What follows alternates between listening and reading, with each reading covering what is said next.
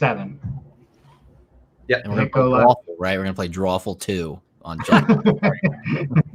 We could. It does work with this system now. Oh, that's not a bad idea. And Dan just kills everybody with his drawing skills. Right? It's true. I am hoping. Got my Surface Pen ready to go. Draw right on screen. That's even more of a benefit. Like we're just drawing with our mice. All right, we are live on the internet. I think there's like a 5-second delay or 7-second delay or something like that. So. Hello, everybody. Hello. Hi. Nice quiet start to the show. I like that. So much energy. Exhausted from all the pre-show. Hey, welcome everybody in chat and stuff, and everybody who's hanging out with us tonight. We've got myself, Dan Larson. We've got producer Greg. We've got GameDave, and new to the show, new to the stream is Sal Crivelli from ComicPop. Hello. There it is. Excellent. Hey, I didn't prepare any topics. Did anybody prepare any topics? We did not prepare any topics. Someone was asking about what a great way to start. Yeah. I actually do have some topics. I'll kick right off with this. I'm going to go right into Sal. I'm going to go right in your wheelhouse here. I was scrolling through your Instagram right before the show. Just no. Talk about whatever. And there was a picture. I don't know how far back this was because it shows my disconnect from the comics industry right now. Sure. You had a picture on there of Wolverine with the heat claws. Whatever happened with that? They didn't need them anymore. You know, it was one of those weird nebulous periods where the X-Men needed to be like sellable but not relevant because they still didn't have the movie rights. And so they were like, just do whatever. Like, all that matters is we're getting the rights back, bring back Wolverine, because they'd killed Wolverine off a couple of years prior. An admirable amount of time had passed. An amount of time that they would never have allowed if they didn't have the movie, if they did have the movie rights to Wolverine.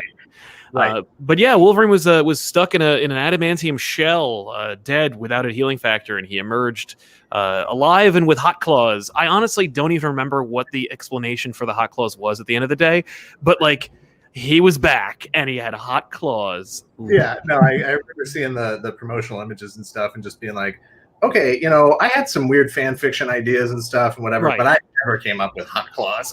No, and yet, like, it makes, I mean, like, if like Wolverine were a Ghost Rider, maybe that'd be really cool. But just on its own, it's like, are the knives enough? They're already sharp. Do they need to be hot too? Like, they can cut through anything now. They could cut through anything before. They made up a metal so he could cut through anything already. Why make them hot? Was it a neat visual? 50-50, I think, ultimately. Yeah. What if, and I'm just throwing this out there, what if he could shoot claws out of the claws? Right? Or if the claws were they just blast out like batarangs and he just replaces the claws every time. Like, just new claws every time. Why not? I got it. Right? Shot claws. Shot claws. Shot claws. That's next, because they already did the hot claws, and to little effect. Like, no one really got excited about it, and then they just kind of went away. And I don't remember who was writing it at the time, who created the hot claws, but I remember him saying, it's a temporary thing, it's story driven, and they're gonna go away. And I'm like, okay, well then, no, you got. My problem with the hot claws is if they'd worked it in organically, it would have been fine, and I wouldn't have had a problem with it. Sure, yeah, that's the problem, was not making it earned. I mean, that being said, like, you know, how more earned can they be? Hey, I got these banners. I'm gonna use them. Yeah, it's true. I don't even know if they were even. I don't even know if he still has it. Like, because they, you know what? Actually, they did a whole thing where they made X-Men like crazy relevant. Now they got Hickman involved, and they killed him. Like, they killed him again. They killed Hickman? No, Hickman's still around. Fortunately for the X-Men franchise, but Night of Wolverine. Right idea there, corn dog claws, because then you can refuel. Delicious. You can refuel. You could shoot them into people's mouths, so you can stop hunger. Burrito. All right, why don't you calm down, Night of Ren? All right, stop drilling. You hit oil with corn dog claws. We should answer Matthew Allen's question from 6:56 p.m. pre-stream, which was favorite Batman. We really should address it. Let's do it. Hold on, I got a banner for that. Here we go. How dare he make suggestions? drinking Fresca on stream. Yeah. Oh, Fresca. I'm a Fresca fan. I like Fresca. And apparently I was like, you know what? I got to stop with the Coca-Cola. The Coca-Cola is taking me down. So I was like, let's go Fresca. A little bit healthier. Non-caffeinated. Yep. Non-caffeinated. And unfortunately, you can't, there's a can shortage for so there's some weird thing in the world going on. And you can't find it except in like 2-liter bottles at the most, which, you know, the flatness. You got to deal with the flatness. But Yeah. Greg has finished our topic, so we're good. Yep. Well, that's Greg's thought. Yeah. No. As far as That's science. What? That's We got to get science. back to Fresca here. Yeah. No. I wasn't going to bring it up, but since we're here, these are the topics that chat doesn't know they want to hear about. But They'll learn. Grapefruit soda, you just wait. Dave, do you know Citra? No. What is Do you Citra? remember Citra? So there's two different kinds of Citra. There was a weird kind of Citra, like I think it was one that had like the weird globules in it. One of the weird fad sodas. But Coca-Cola Company actually put out a caffeinated beverage called Citra, and it basically tasted exactly the same as Fresca, but it had caffeine in it. Lived off that stuff for like 2 years.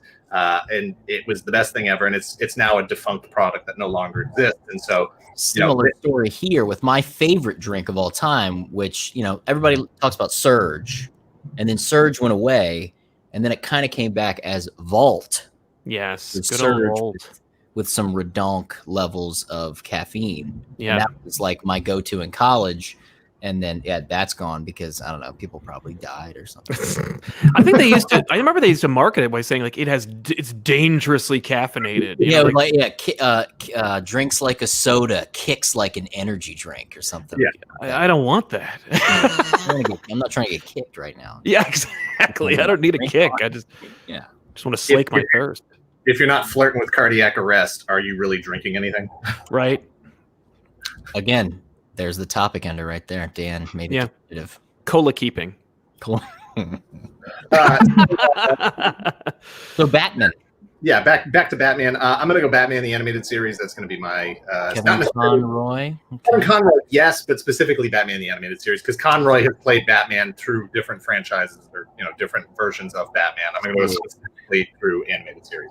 Yeah. Oh, that's no fair. That is the answer. You won the debate. But I will. You know what? I'm going to give a quick shout out because there's a trailer for a sequel to the Red Hood movie coming out soon, which is I guess like a prequel or I don't know what the hell it is. But it's Bruce Greenwood played Batman in that movie, and I think in Young Justice, and he did a really serviceable job in a post Conroy world.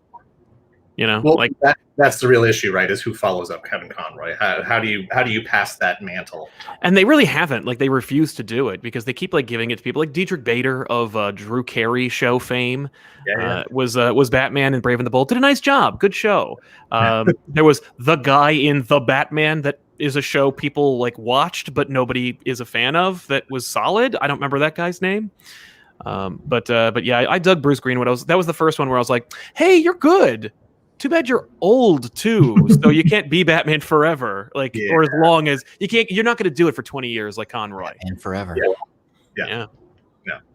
No, I would agree with all that. Brave and the Bold was a great series, and I think Dietrich Bader did a great Batman. But that's not the kind of thing that's going to be, lasting the way Conroy was. Nobody's going to be coming out here in 10 years like, bring back Dietrich Bader. My Batman was Bader. My Batman.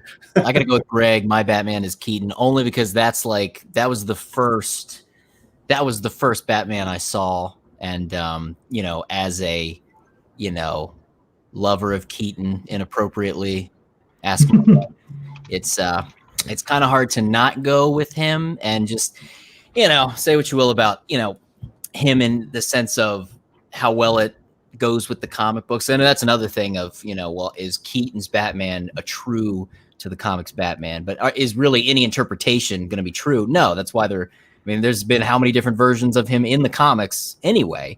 Keaton for sure is there. Kevin Conroy definitely was the voice of Batman, I think. Like he kind of nailed it to where, you know, that thing of putting on the voice is always discussed with that switch from Wayne to Batman.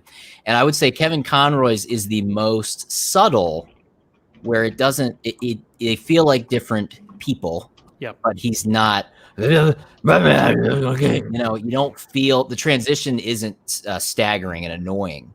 No, it's like the most real out of all of them. Yeah. And what are your thoughts on, did anybody see Kevin Conroy's live action appearance on the CW? Yeah. It's okay. It was something. It was something else, you know, and very much. As most things are. It was something. Yeah. I'm glad he got it. Yeah. And they could have picked my wife. I was like, he was the cartoon Batman, you know, from when you were a kid. She's like, really? But was he in more than like 30 seconds? Did he actually have 45? Very, yeah. It was a short. It was a shame. I would have liked to have seen more, but it is what I mean. Keaton's Batman got referenced with very, very slightly. What was it? They called it Earth 89 too, didn't they? I'm pretty sure they called it Earth. Yeah, they brought back Knox. I know, of all the people, they got Knox. Well, it was the most available actor they could find from that movie. He was like, I've been waiting for this call. What is he up to these days? Anybody know? Robert Wool? Yeah. All kinds of stuff. Yeah. He's another very active character actor. And if you watch the George Lucas talk show every Sunday on Twitch, he was in 7 consecutive episodes of that for every RLS watchathon. He showed up. And he got hit in the head by a pastrami sandwich by Watto. Don't ruin anything, Greg. Hey, man, way to make us there. You sold it.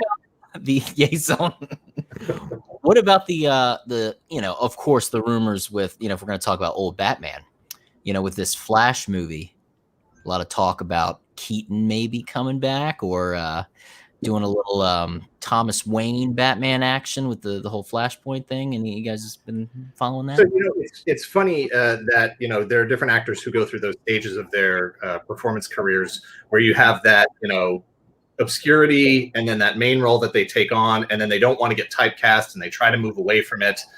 Whether it's, you know, William Shatner blowing up as Kirk and then wanting to move away, and so he tries to establish other roles that he can be in. But at some point, you know, they come back to it, right? The money always, the other roles dry up, or they accomplished whatever they wanted to accomplish with those other roles, and so they come back to it. And I wonder if Keaton is sort of on that path where he's like, okay, I don't want to get typecast as, you know, Batman. I don't want to get stuck in that role for the next 2 decades of my life. So he goes away, does other things. Birdman comes out, Vulture, you know, and then it's like, all right, fine, whatever. You guys are going to pay $20 million to do a 5-minute scene in Batman. Fine. Right. I get why people like Brandon Routh would want to do that, because like for him, for most people, it's like, who is this guy? Oh, he did a good Superman and now he's gone. And then he's on Legends tomorrow.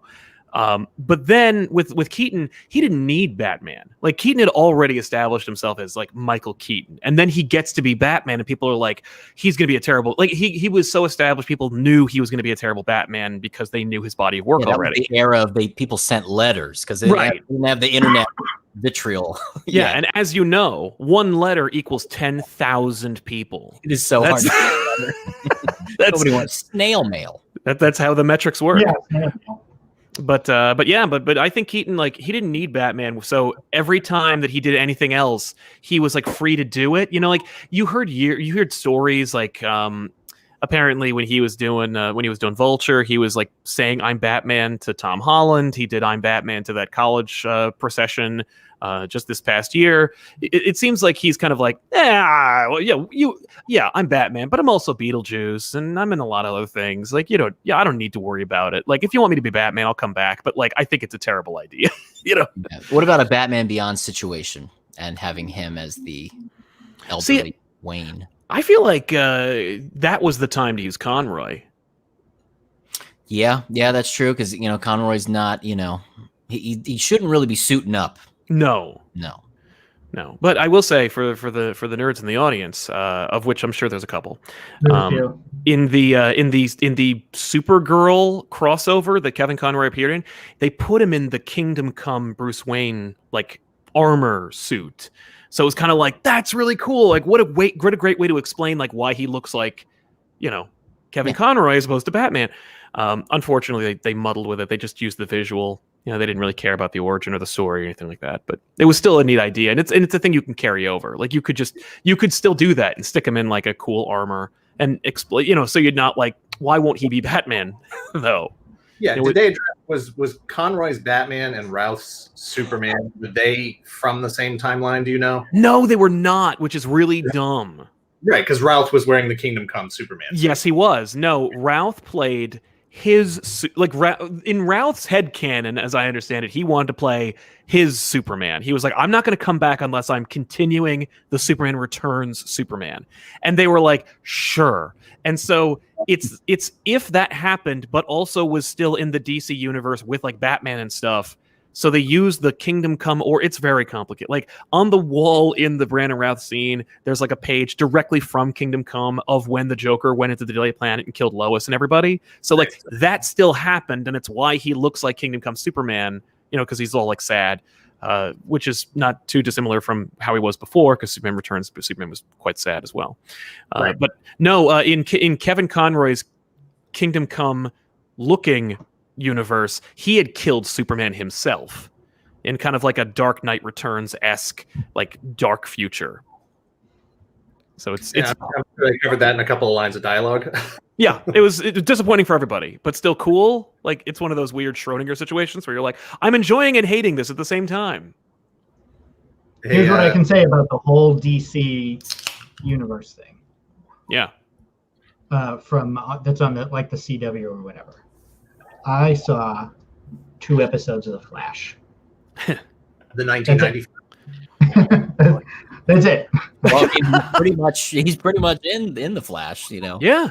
Our original Flash is in the new Flash show. Yeah, he is. Mark Hamill's Trickster is in that show. Is in the new Flash. Like from the old Flash, they brought him back from that show into the new Flash show, which was pretty cool. Yeah, it was. I tried to get. I like the idea of what they're doing, but I watched the first 2 episodes of The Flash way back when the show first premiered, and I was like, it's all right. He looks hot in there.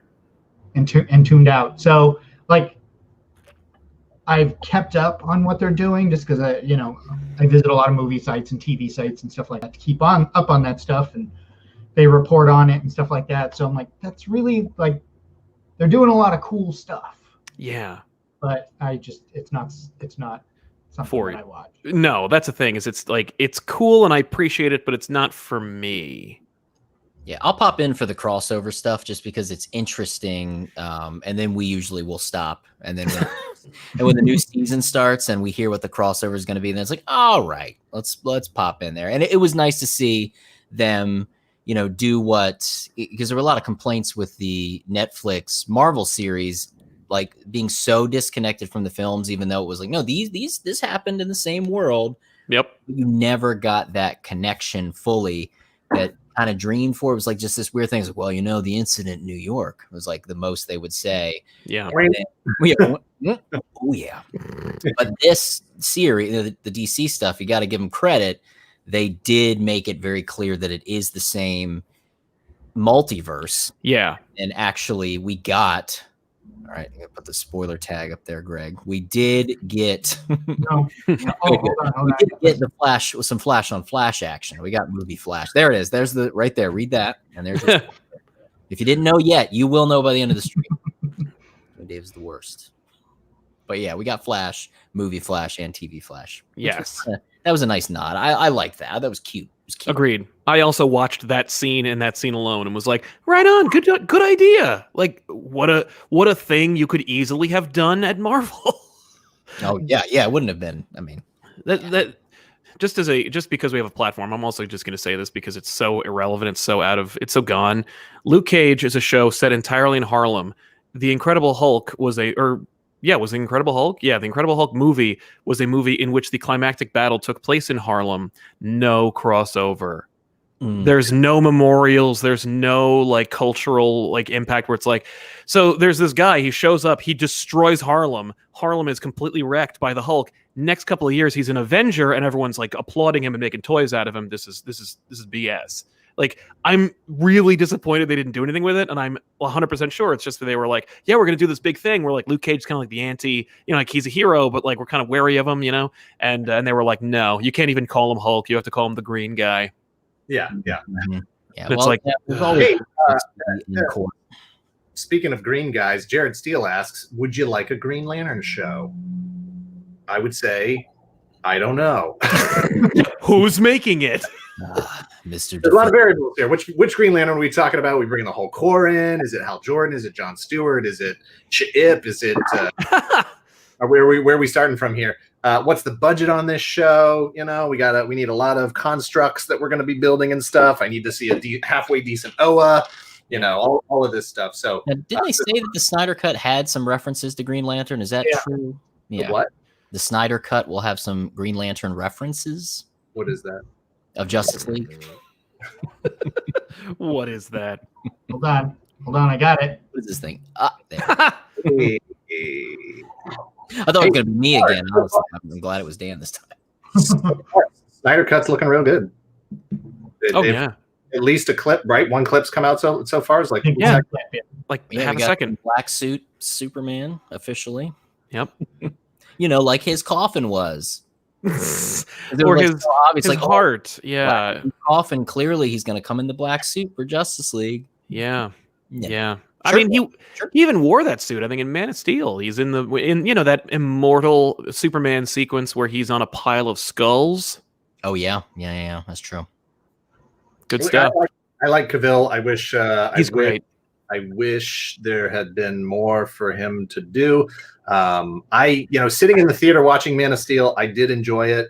It wasn't until afterward that I really had some questions about it and issues with choices that were made. But then it was just sort of, downhill from there. You're going to get 4.5 hours of Henry. There's moments of, Batman versus Superman that I genuinely enjoy.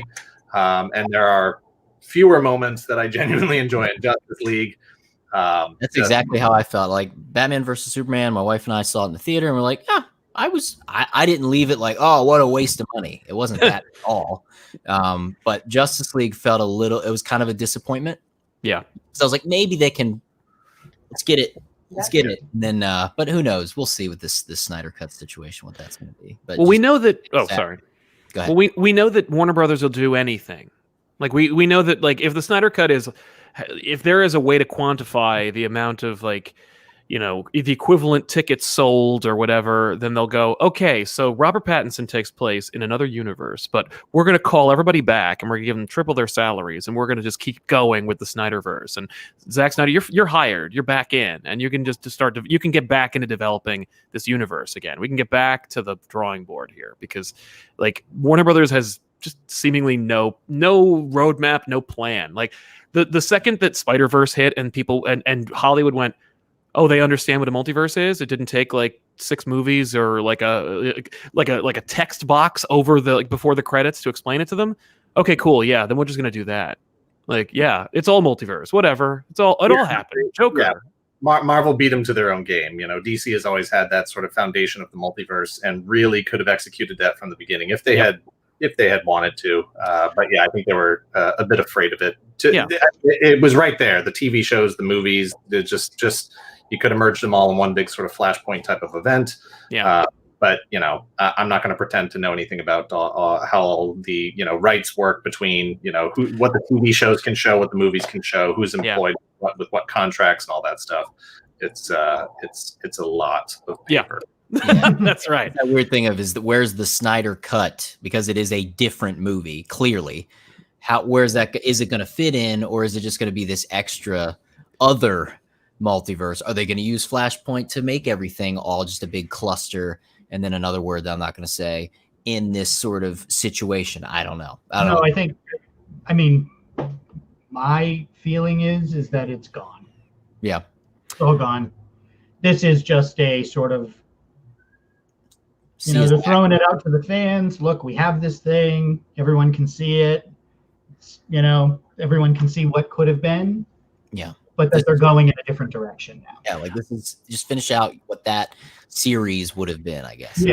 I see. I would have. I was on your side with that, but the attention to what they're doing with the Snyder Cut and with the dependence and the like on streaming services and how much money was spent and how much money like is going on. I feel like they're just gonna back whatever horse wins the race, so to speak. And if if the buzz that they can quantify for Pattinson's Batman and like they could just as easily go, okay, so Cyborg, same guy, Flash maybe, if people forget that he choke slammed some girl, but Batman's different because he was old and now he's young because Flashpoint. Like I could see them just going, well, what if we just pick and choose everything? Like just make it a big like meatloaf of franchises and sure, like fruit cake with meat in it. Yeah. Put that on the billboard. Exactly. Loves it. Yeah. I Make you love it. I think that the horse that they backed so far is Joker, Right, which is a standalone film. That's not to say I don't think that the Pattinson Batman and Phoenix Joker can't meet, even though he'd be very old. Yeah. eras. But I think that I think that for now we're going to see them sort of saying Reboot. these are standalones. Yeah. We're not going to be behold. I don't think Wonder Woman 1984 is going to have any call outs to any bigger universe or anything like that. I think Wonder Woman was a big enough hit that they're just like, let's just leave it separate for now. It's too much to handle, and we'll figure it out later if we want to. Because if you're going to follow the Marvel formula was not to start by doing this. It was just kind of a like, let's make some movies and have like little tiny nods to other movies, but it wasn't like we're going to draw all these connections and start establishing this right from the beginning. And we'll use this throwaway character of Iron Man to start. Do the same thing where it's just like, look, maybe we'll have a little nod here and there, but right now we have a Wonder Woman in 1984, a Batman who's younger than the old Batman, but his story is after the old Batman story. Yeah. Flash, a couple of Flashes running around. Let's just make some movies that people like and go from there. I was going to use this as an opportunity to recognize Nilfinity Gaming. Thank you very much. Sad fact is, if DC Warner Brothers got serious, Marvel Disney wouldn't stand a chance. I mean, you have Batman, Superman, and Wonder Woman. To which I would follow up with Dave's point that he just made. Marvel took nothing characters, Iron Man, Thor, Rocket Raccoon, the entire Guardians of the Galaxy, turned them into absolute blockbuster powerhouses. Yeah. And DC has Superman and Wonder Woman and still can't figure out the formula. Yes. Yeah. Imagine if they had done that with a more obscure DC character and made that, because that's the thing. Still, even when they bring in the high profile Marvel characters, Iron Man remained the head of the everything. Yeah. Still. Yeah. Well, in Civil War, when they introduced Spider-Man, who is, if they had retained the rights to Spider-Man, the MCU would have started with Spider-Man. Like, yeah. But they throw him into Civil War, and people are like, that's cool, but did you notice Black Panther? And oh my God, what does this mean for the future of the Iron Man franchise? Like, it was so well established and so ubiquitous with like success and with the audience's kind of attention. Spider-Man, their cash cow, shows up after watching two studios somehow managed to bridge the gap between themselves and share profits, which is unheard of in today's world. And the audience was like, that's cool. I mean, like, don't get me wrong, I'm excited, but like but I'm watching this right now, but I'm invested in this right now. And it's like, that's a testament to their ability to make something, a product, if you will, that like audiences immediately connect with and click with and want more of. I want my Moon Knight. That's what I want. You're getting it, man. That's happening. You are getting a streaming episodic series of Moon Knight. So ready. Rumor has it it's Shia LaBeouf. Your thoughts? Is that real? Is that serious? I'm genuine. I've heard that. It's based in no fact. It is just that's the name people are throwing out. No other name I've heard before. Well, since most of the time when you're like, really, we get burnt, and it ends up being amazing. So I'm just gonna say, let's hope they nail it. Right. I mean, isn't one of Moon Knight's powers that he is That he was in holes? Schizophrenic? Yeah, that he's nuts. Yeah. Is he Canadian? But he's supposed to be acting, right? No, I think. Well, he used. Okay, so originally those alternate personalities were just like alter egos he used to obfuscate his identity. But eventually they were like, he's created like 3 or 4 different identities. Let's turn that into like multiple personality disorder. Like let's turn that into a thing. Mm-hmm. And then they went like full tilt with it. So to the point where like, yeah, he has dissociative identity disorder. So yeah. Suicide Squad. James Gunn Suicide Squad. Thoughts? I'm in. Yeah. I'm not a superhero movie person, but I like James Gunn. Yeah. So I will. I'm very interested to see. I'm glad they got it all shot before the apocalypse. So. Right. Thank goodness. Looking forward to a trailer and something. I just want to see what it looks like at this point. Yeah. I don't know how they're gonna. It just seems so. It's good to have the next Suicide Squad movie be called Suicide Squad. Suicide Squad. Oh, I'm sorry. Excuse me, my articles. How dare I?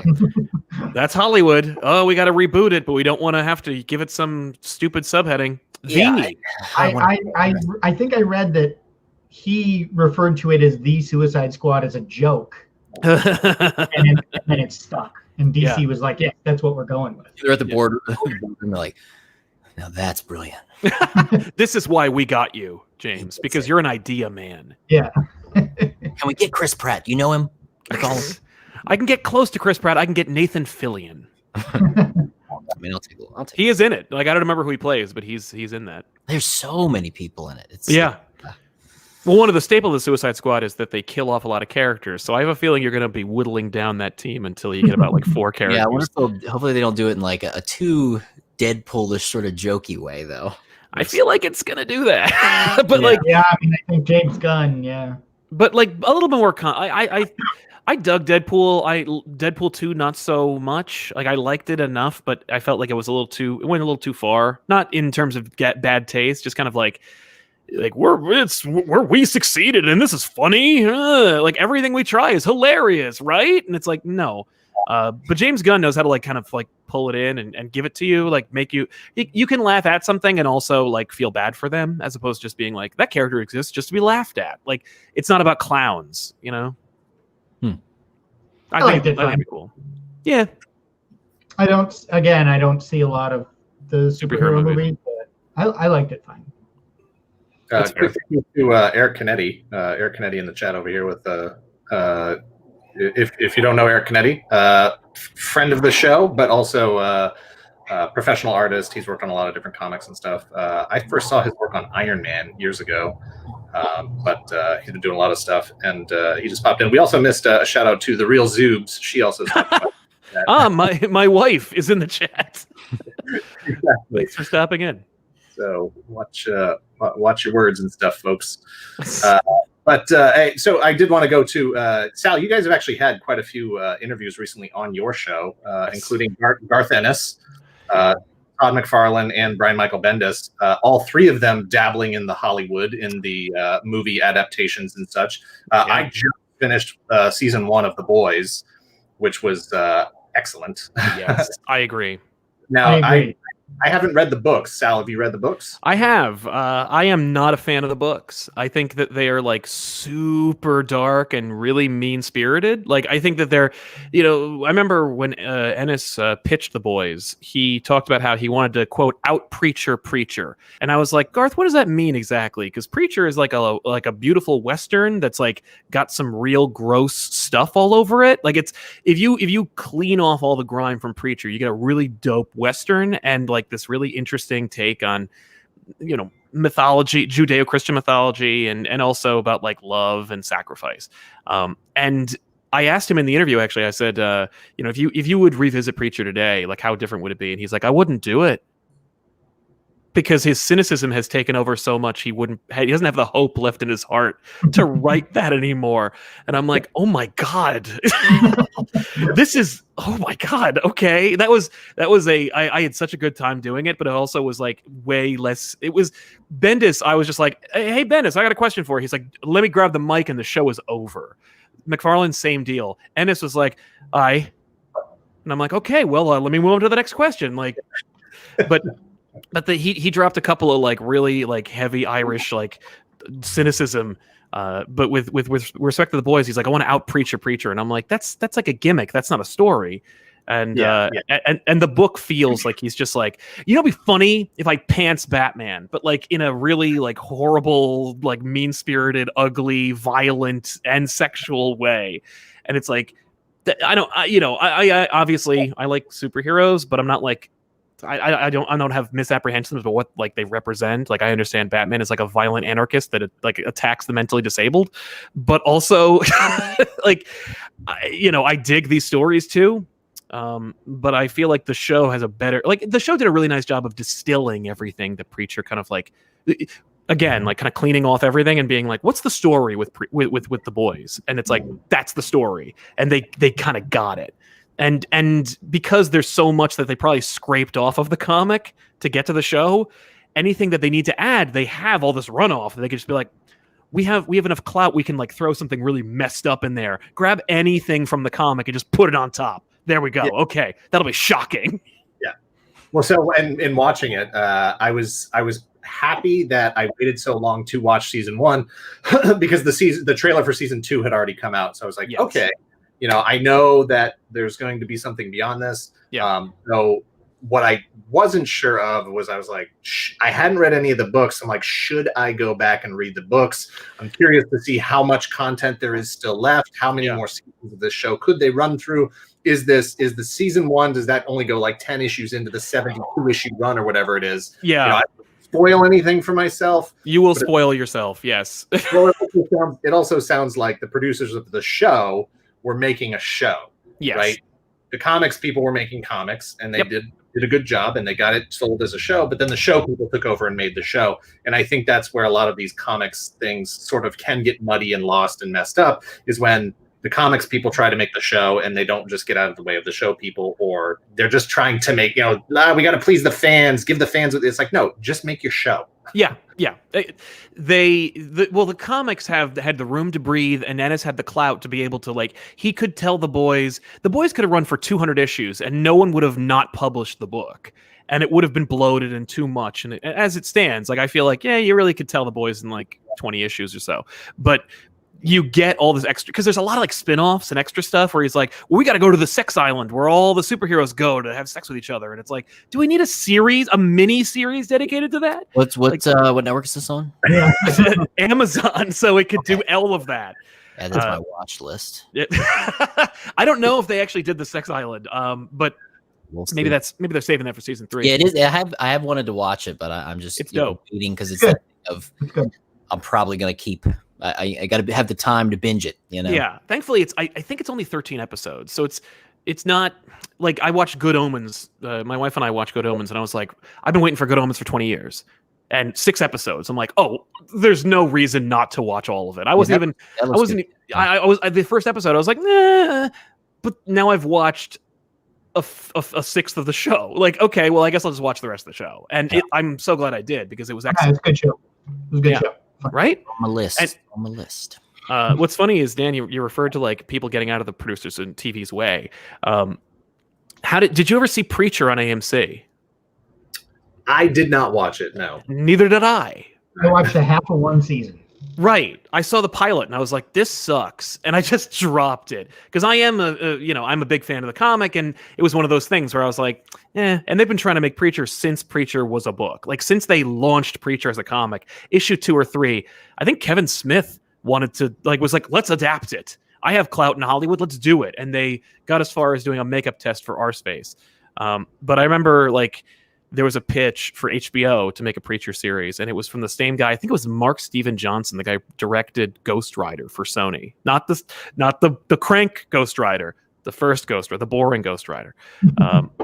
But apparently he was a big Preacher fan, and his pitch to HBO for the Preacher show was he grabbed all like 64 issues of the book or whatever. He went, episode 1, episode 2, episode 3. We're going to do 64 episodes of the show, and each comic will be an episode. And anything that like is shorter than a regular episode, we'll call Garth Ennis and he will add to the book. Like he will add to the episode. And Ennis was brought in and he goes, you really don't have to do that. Like the book exists. You don't need to, you can do anything you want. And he goes, no, you don't understand. It needs to be the comic book. And then HBO got a new head, and that head threw everything else in the previous guard away, along with that adaptation of Preacher.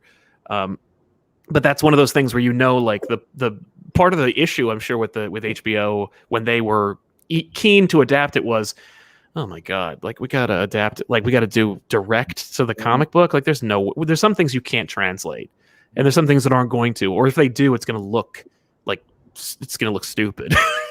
It's just not gonna work. Yeah. So it's not feasible, right? Right, or it won't be relevant. Like Preacher is one of those things that like it really needs to be in 1996. Like it can't really take place at any other time. Like Preacher doesn't work if you have cell phones. And a lot of stuff doesn't work if you have cell phones. Yeah.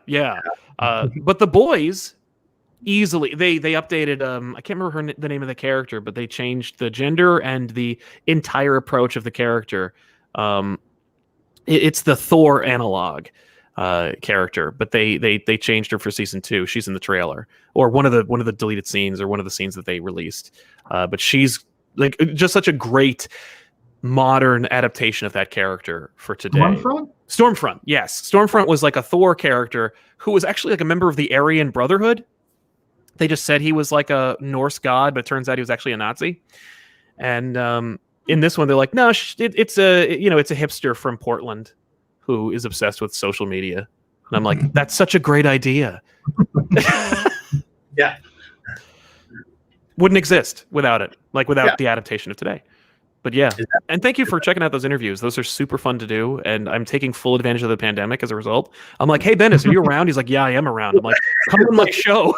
Thank you for reminding me of why I brought that up in the first place. I was going to say, was that symptomatic, no pun intended, of the lockdowns and stuff, where you were just like, because we had considered the same thing, like, hey, everybody's just sitting at home in front of their computers. Yeah. People can't go to shows. These professionals and stuff who be doing panels and doing interviews and out there and talking and stuff, they're just sitting around doing nothing like everybody else. So was that the impetus for that? You were just like, hey, Absolutely. Let's throw it out. Let's just see who responds. And if we can get them on the show, let's get them on the show. That's exactly what it was. It's legitimately just like we like to do interviews. We like to bring on whoever, like, and usually it's like movers and shakers that I am personally affected by. It's not like I just go like, who's big? I'll get them, like it's legitimately just anybody that I think is really cool. We've had you on the show as a result. Like we think that, it's anyone that I think is I was going to say, you've had Dan on the show and he's the worst. As is evident on the on the cover right now. $20 a month down there. That's what that is. Yeah. But I legitimately was just like, I think my wife actually. I usually, if any question that's like, hey, where did this really successful thing come from? Usually the answer is like, my wife had this idea. So I'm just going to go ahead and give her the credit anyway, because I don't remember who had the idea, but it was probably her. And she's, but it was like one of those. What do you have to lose, and why not? Because like they're still going to do all those other things. Like they're still going to be on like the real comic book podcast, but like, if you present yourself like professionally and you show your body of work, like they'll, maybe they'll say yes. And I was very blessed to get responses from people that would, maybe 6 months ago, a year ago, would, or 6 months from now, a year from now, would never give us the time of day. Yeah. We're going to do that. We had the idea to do that, but then we remembered that we are both extraordinarily lazy. So we just didn't do it. Look, it's on the list. It's on the list. We'll get to it. Yeah, we'll get to it. March, April. I mean, look, quarantine isn't ending anytime soon, so we still have time. You do still have time. I mean, and part of the success was, Todd had a Kickstarter going on at that exact time. So he was like, we just got part of it. We got lumped in with the press circuit where he's like, okay, I'm just selling the Kickstarter. So like that was kismet. That was like the pandemic plus the Kickstarter. So, Yeah, no, I had the opportunity to talk to him at Toy Fair back in February, just before all this stuff, happened. And yeah, he was definitely one of the ones where I was like, oh man, I wonder if we reached out to him now. And then I saw him making the rounds, and I was just like, man, he's on like every show right now. The thing is, but not your show. Like, get him ask anyway. And we didn't. we got a couple of people from our neck of the woods, like in comic YouTube, who were like, how did you get it? How did you do it? And I'm like, I Googled name, agent, like contact, and some of them have agents and some of them just have Facebook pages. And I just messaged the Facebook page and was like, hey, Brian, you around? Yes. Oh, what do I do now? See you Saturday. Like literally that. And then of course it's a process of like reminding them, because it's like you're dealing with creative people and and their schedules or their lack thereof, and it's like, hey man, I really need. I know you're doing me a favor, but I have to remind you that you agreed to do me a favor. Could you please like show up? Yeah. I've promoted this, and I would like to have a guest on that day. I don't even do that anymore. I know I don't even when we have like guests, or I had a big show that I put together. I'm not promoting it because like it's whatever.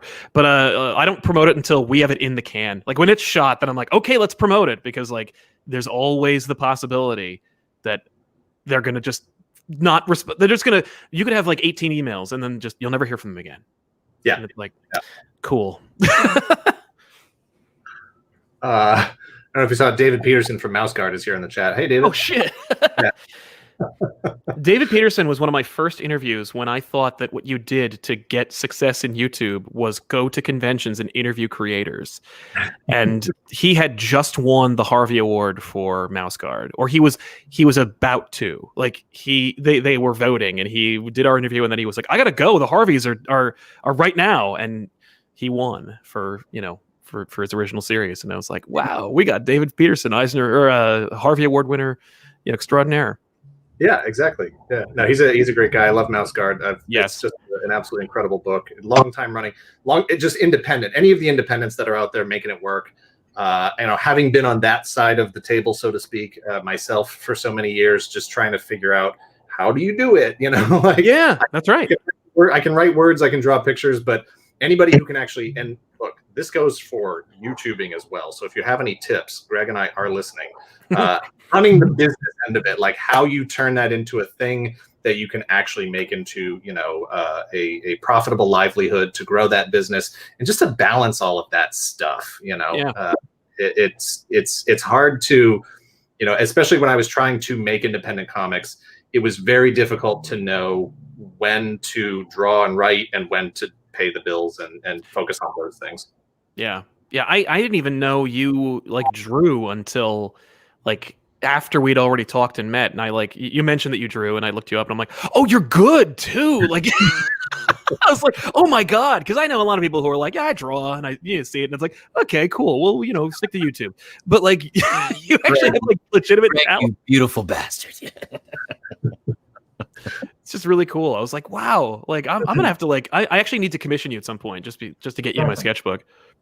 Yeah, no, Sal is my favorite guest. I don't know if we've been keeping track of that. I'm sorry. There you go. I watched. Greg has too much power. I have a lot of power. Bringing Dave in, Dave, I watched you build or buy a Mortal Kombat cabinet the other day. What a great video that was, by the way. Thank you. Yeah, it was an intense situation I got myself into. I know, I was enthralled. Like 2 minutes in, I'm like, oh my god, I gotta I know, see where this goes. Greg after, and Greg's like, I don't know how you even have the the endurance to get through a video edit like that. I was like, because we've all been through like that kind of situation, but like it's like you don't just live through it. You got to create art out of your like headache of experience, and you got multiple angle shots and editing all together and voiceover, and it was just it's a triumph of a video. I just love that video. Thank you. Also, Melissa, exactly.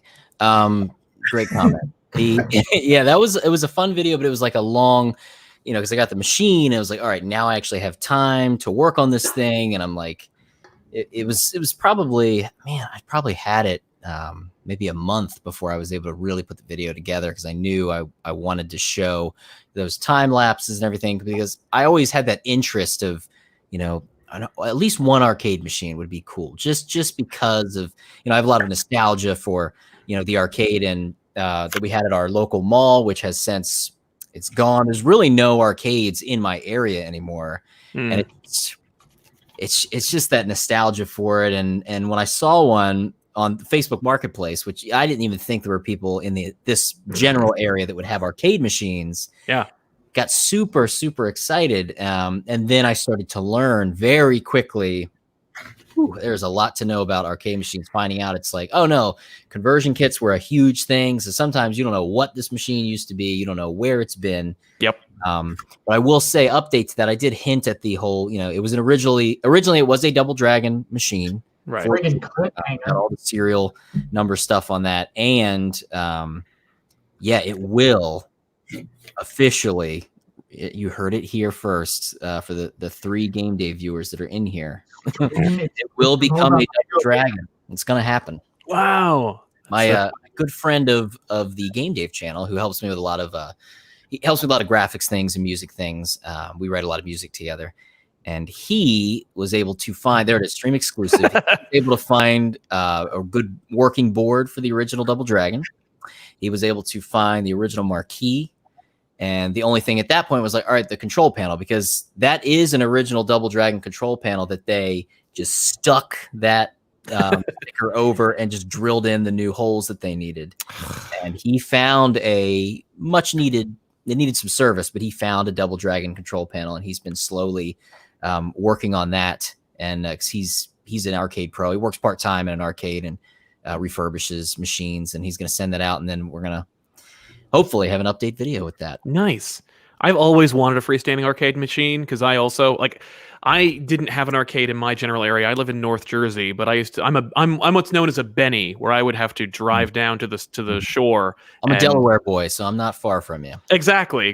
So I'd go down the shore, and of course down the shore that was my life. I'd get on a bike a la E.T. and go out to the arcade and get beaten up or schooled by like children that were probably only like my same weight class, but they were scary because they spent all day at the arcade. Like, they didn't have families, they just lived there. But I love arcades. It's just something about it that like it speaks to me. And there's something about a machine where you're like, I want that. Like, maybe it's Ghostbusters. Hey, check it out. I'm hoping that we get a barcade in the area. I have been to some barcades. When I went to work on the Game Chasers movie in Texas, they were nice enough to take me to some of the local barcades there. And I was like, wow, why do I need one of these so bad? And it was just it was a great time. We have a thing called Yestercades. It's a little franchise. There's 3 locations. It's just like one of those they pay by the hourly rate, but run by really, really smart, like good business people. It's always a gorgeous space, unique unto itself, but with that same like Yestercades kind of like look. But they were always like about 45 minutes away. And then we just got a place. It's called Marcade. They just got an arcade like that does the exact same thing. Run by a guy named Mark? Yeah, it's literally run by a guy named Mark. I was like, because they have it's Tron themed. Like, they have like the big, like the big red, I don't know, archway thing that chase people like out the. Thank you, the recognizer, and they have it like over the cash register. It's like this huge thing. I'm like, this is awesome. Why is it called Marcade? And the guy's like, my name's Mark, and I'm like, and then you left. Yeah, and I'm like, cool, all right, well, that sounds like the beginning of a sitcom. It's called Marcade. My name is Mark. I'm Mark. Or the Antonio Banderas gif. Oh. Yeah.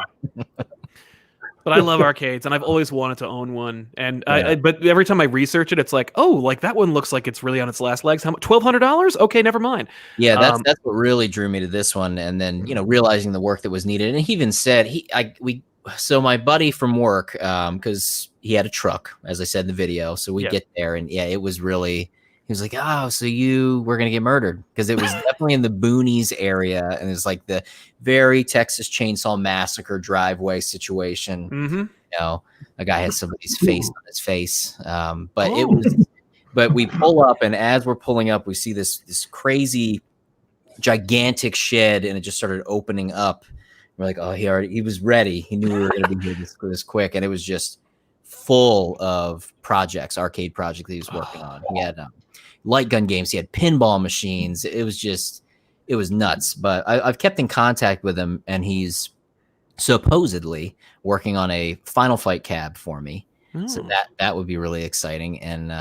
And recently I saw a barbed wire pinball machine. Oh, and ooh, be fun. Nice. I haven't seen barbed wire since it came out on VHS. That's probably a good place to stop. I was quick to rent it, as you can imagine. At my, I was quick to rent it from the 10 for 10 deal. At the local video rental place. Well, as a comic book kid, I had been following the movie as it was developed because Barbed Wire, of course, was an independent comic book character. Pam Anderson, she got that tattoo for real, because she really likes the character.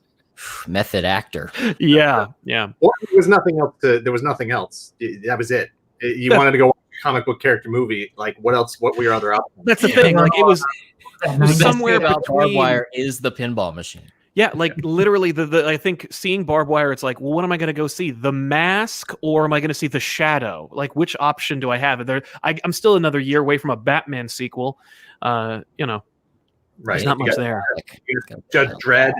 Judge Dredd, which I thought I liked, and then, no. For its time, it was fine. Yes. Hey, for its time, it was one of the only comic book movies. So exactly. Tank Girl. Tank Girl, yeah, that was out there. Tank Girl is I actually do enjoy. I unironically enjoy Tank Girl. I think it's like, again, one of those movies that you can't have, like the mix of animation, the faithful like representation of the comic and animated form. What's her name? Naomi Watts as in her most attractive form as Jet Girl. Yeah, dope movie. Malcolm McDowell as Malcolm McDowell. That's the role he plays in every movie, right? That's well, he's cat people, Yeah, when are we doing our Steel watch party? Can we? Right? I've never seen it, so. Oh my god, it's actually. I worked at a video store when it came out on VHS, but I never saw it. It's like a real movie. Like it's some movies you see it and you go like, oh, you're just trying to make some money. Like you didn't care. You could tell like Shaquille O'Neal was like, no, you got to make it real. Like you got to have a real script. There's got to be like rising and falling action. You have to have like a character arc. You have to have like sets and he got that tattoo for real. Yeah, and he got that real Superman tattoo. The only thing that doesn't work is I don't think Superman exists in that universe. Like I don't understand what he's homaging. Yeah. It's like that scene in Man of Steel where young Clark Kent puts on a red cape or a red towel, puts his hand on his hips. I'm like, who are you emulating if you're Superman? He was just standing out there and the clothesline got knocked over and it just happened to catch. Yeah. The formula was not established yet. They were just kind of figuring it out as they went along. They sure were. But yeah, I watched it from beginning to end. And then when it was over, I went, oh no, I saw all of Steel. And this is maybe like a year ago. Yeah, it is certainly no Rocketeer. Yes. Rocketeer's a real movie. Rocketeer is so good. Rocketeer was like, yeah. When they announced me for the movie, not the guy, the movie. She would leave me for the movie. She loves the whole if that movie became sentient as a Blu-ray and just GameDave would be shut down. I'm too depressed. When they announced like the dude who directed the Rocketeer was making Captain America, I'm like sold. Mm-hmm. Yeah, Joe Johnson. So good. Yep. Genius. Yeah, so if you're interested in more of my drawings, just go to circlecomics.com. And there's plenty of drawings there. You can see all that stuff. The drawing of Greg is from our Patreon header. So if you're not at the Patreon yet, just head on to the Patreon. There's a drawing of me there as well as our unnamed mascot character that has only made one appearance ever, and that was in the Patreon banner. This is my top 4 action figure characters from growing up. This is Matt Tracker. This is, oh man, it's mirrored. Snake Eyes, Captain America. So for you, is down here.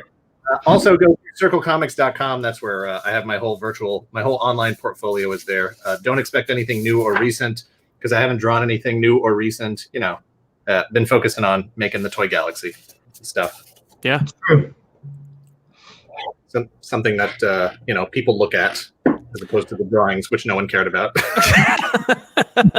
Listen, at least you got to draw it. Like I tried to write comics for a good almost decade, and living in relative obscurity and just having people can't do. Yeah, writing is hard. It's thankless hard work, and you can put together a really like baller comic, and people still, hey, here's a free comic book, and it looks professional. And they're like, get away from me, like.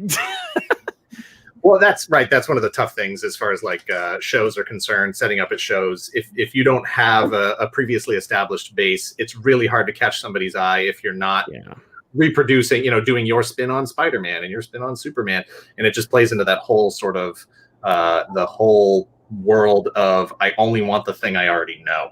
Yes, yeah, and you're at like none of that stuff. No, of the night right there. Yeah, finally. Rodimus Primal, my man. Yeah, they were. I ate too many of them. It was a mistake. Not feeling great. I was when I was eating them.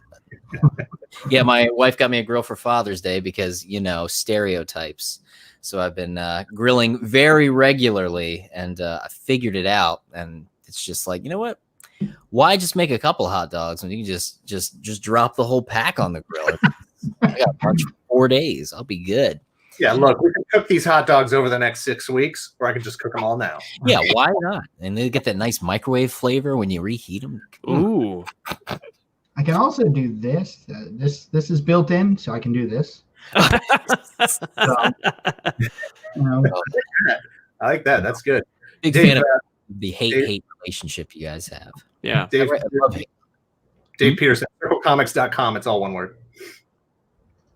Yep. Sorry, I didn't mean to. Go ahead. See, Melissa gets it. Okay, she gets it. I wore the shirt for her and Dan. So look, I don't hate Ghostbusters by any stretch of the imagination. It is an excellent cinematic experience. It is a great movie. I enjoyed it thoroughly. I've seen it dozens of times. What are you talking about? Ghostbusters. We're back on that kick. That old game. No, I have a banner for that. What did you think of Ghostbusters 3, Dan? Hold on, let me fix it. I just don't really feel the need to like own the toys and stuff and have it in my collection. It's not a big. But you do get the Turtles ones, right? You've been getting those, the NECA Turtles figures. Is that true?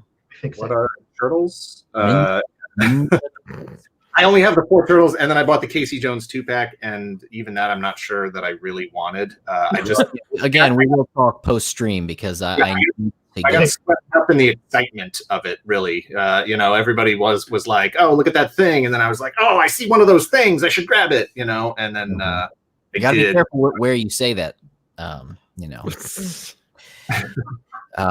Yeah, but no, we'll talk post stream. We were talking before in the pre-stream. We were talking about the fact that that's the only one I have not been able to secure. So yes. Yeah, I hear people have had trouble with that. But how many hot dogs do you have left? I got plenty of propane left. Okay. Look at that.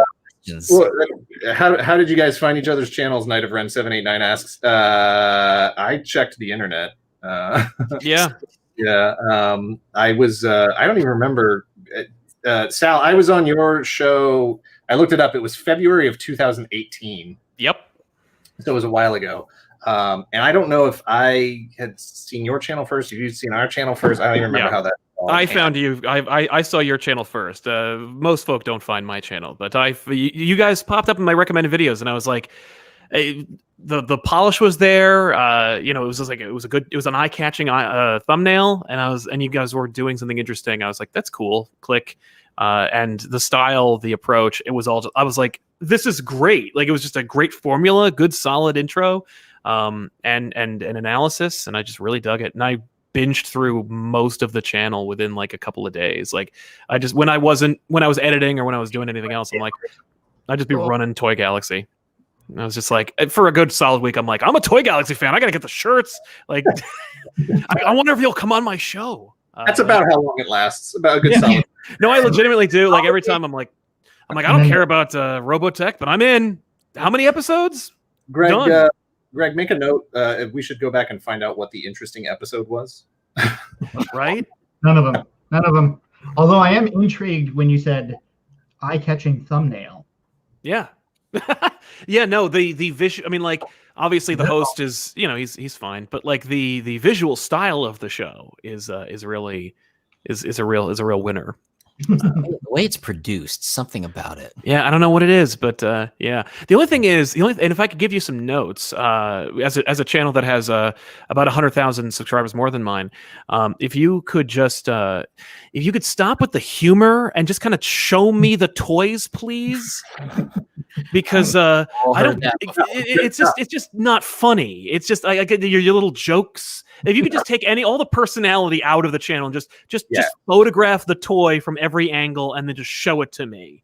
Yeah. Do you like static changing images or more of like a rotisserie kind of presentation of your action? I don't know. I don't want to see it. I got it. Yes, I got it. I don't. As a person who doesn't know what he wants at all, but knows what I like to complain about, you just give me everything, and I will just let you know later.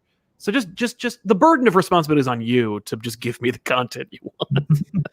Yeah, we all experience that for sure. A lot of us like, yeah, can you just tell me more about Japanese games I don't know anything about? I don't need your fun. Right. I don't want any of the things that make you want to do the channel. I just want you to show me. I want you to be a Toys R Us catalog. Yeah. I remember one. It was like, how you're such a like, what is this made for 12-year-olds? Why did you zoom in on that pixelated butt and make it fart? And I'm like, even your comment of what happened is hilarious. So that's why I did it. I feel like David Peterson was like, more jokes, less toys. Yeah. Less toys. It's more. Less of, man, these hot takes. Yeah. It is a weird thing to try to walk that line between give them what they want and also give them what I want. Right. But not, hate doing it. Yeah. I probably found you guys. I think when you started doing the history of stuff is probably when I first found the channel. Yeah. With my luck, it was probably the real Ghostbusters history of, which is it's been around a little while. I had a hunch for that. I've been a subscriber to. I've told this story before, but I've been a subscriber to GameDave's channel for years. I'm old. Even before we had our channel. I was always a big fan. I don't remember how we wound up with you on stream and stuff though. I don't know if it was a Twitter exchange. Yeah, you're right. You messaged me and I was like, you're like, hey, or something. I don't know if you followed me and I was like, oh, hey, thanks for following. I've seen your channel before. It's like, what are you talking about? We watch your channel. I was like, wait, what? Who knew? Dan doesn't watch your channel. No. By we, I mean you and me. Mm-hmm. Watch. Yeah. For sure. If there was some way to use like a different voice on your videos, like not yours. Yeah, if there's a way you could somehow modify the way you sound, it would be great. Much more pleasant to enjoy. It's weird. None of my fans ask me for there it is. No fans. Bye. Man. GameDave prop comic. Yeah, right. That's why Jackie's back there. He's not there for any other reason. Oh, Jackie. So anything going on in the comments over here? I haven't been reading the comments. Been a lot. I saw Rodimus chatting. Mike Case is in the chat too. Mike Case, a good guy. Check out Mike channel. Yeah. Oh yeah, you've been putting his stuff up there. That's right. I can see. Yeah. He lots of good toy review stuff over there. Oh right, yeah. See, Smokey knows. Actually, I texted our friend Noptop and showed him that I was grilling as well, and he was like, "Man," why aren't you live streaming this? That's why right there. You got that content. Hey, Yeah. that's an interesting question, Sal and Dave. Have you guys ever considered either starting a second channel that's unrelated to the thing your primary channel is about, or have you seen any kind of evolution towards some other kind of content, or do you just it is what it is and you're not changing? That's a good question. Yeah, we've considered it. I considered doing because we do a lot of different shows, and YouTube hates that. So, we've thought about well, maybe this should be where we have the main channel, and then any other ancillary shows will kick over to the other channel. We've thought about doing more gaming and stuff because my wife is a huge gamer and she really likes playing. She needs an excuse to play more. But then we found that we were able to kind of parlay that into a Twitch channel. So she kind of runs the Twitch channel, and that's just all her playing whatever she wants to play, and kind of cultivating her own kind of audience over there. And at some point or another, I was just kind of I don't really care if YouTube doesn't like that I make multiple shows. I like making it, and we're the only comic channel that does. And which drives people crazy, which I think is hilarious. Where you could tell the comments are things if you guys could make the same level of if you could make the same stuff but stop talking about your opinions and just agree with mine, or just replace yourselves with people that I like, that would be the way to go. It's you just read the comics. Please just show me the book for free, and that would just be the way I want to do it. We got that comment twice in a row last night, two different people or the same guy with two different accounts, who were basically why are you talking? Just show me the book. And I was like, dude, there's a million other places to do that. You could just read the book.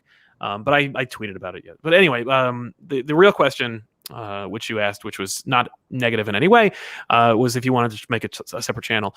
We thought about doing it when we first started. Our channel name was called TV Little House, which was just such a waste. I'm so stupid. I lived in a little house. We produced stuff out of it, and so I called. Yeah, TV Little House was the name. It's actually still, if you go to youtube.com/ TV isn't it a vanity URL? Yeah, and it's stuck like that forever. Yeah. You can't change it. Yeah, no, but you can't. It's funny. And Cherry live now. Yeah, it does. They did change it though. So if you do actually go to youtube.com/ComicPop, it'll take you there. Yeah, it's funny how sometimes that happened. Similar situation with me, where just one day they gave me the vanity URL, and you didn't ask for it, right? No, and I was like, okay. That's how I felt. And I was like, thank goodness that was the name. And I appreciate that YouTube knew that. Yeah, paying attention. It must be that at some level, people who work at YouTube like you. They watch your channel, I kind of dig that. I mean, I'm not gonna help him, but I can't believe nobody's watching GameDave. I'll throw him a vanity URL. Yeah, there you go. Exactly.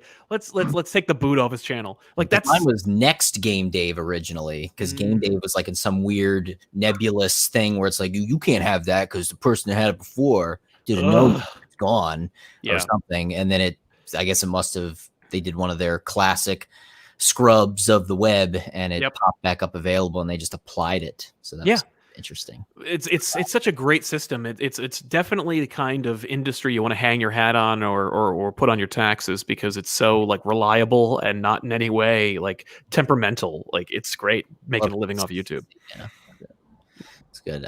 So for me, the other channel thing is I did the reverse of that, where I started in 2006 on YouTube, which I think I mentioned way back when, and it was, a variety channel, which we know does not work. That's what we were. Yeah. Back then it was at its peak of maybe working. And I just did comedy stuff. And if I made, short films, I'd post them there, but it wasn't something I was actively seeking.